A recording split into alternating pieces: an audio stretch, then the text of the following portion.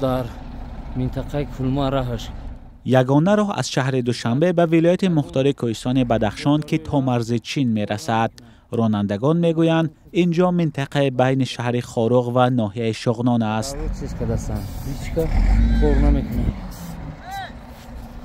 یگان آدم کار نمیکنه.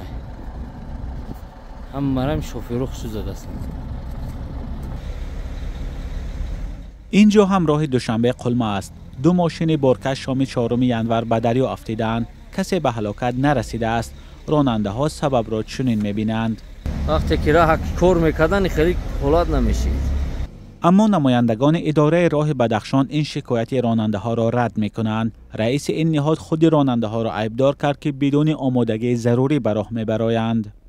اگر خیلی 2 روز پای در پای قریب 3 روز برف سخت شدت در بدخشان در ولایت بارید، لیکن روسوزان سر وقت همون رو را توزیع کردند. با در همین روی بین المللی خاروق کلما در اینجا 2 ترما فرو اومدن. ترما رو با چی کردن توزیع کردیم. یگو مشکلات نبود.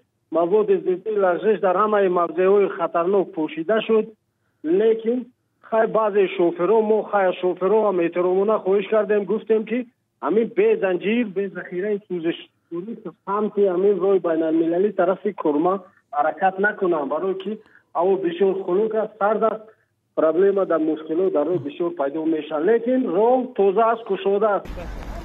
در 2 روز اخیر حرکت تنها در راه بدخشان مشکل نشده است. در دیگر راه‌های کشور نیز احوال همین است، از جمله در اینجا راه به سمت کولاب.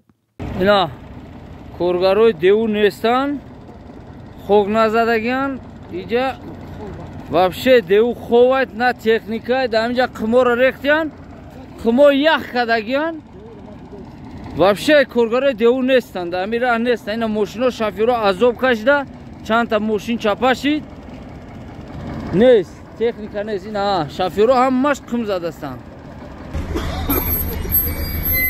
تاجیکستان که راه‌های اساسیش در منطقه‌های کوهی جایگیر شدند، تقریباً هر زمستان به همین احوال روبرو است.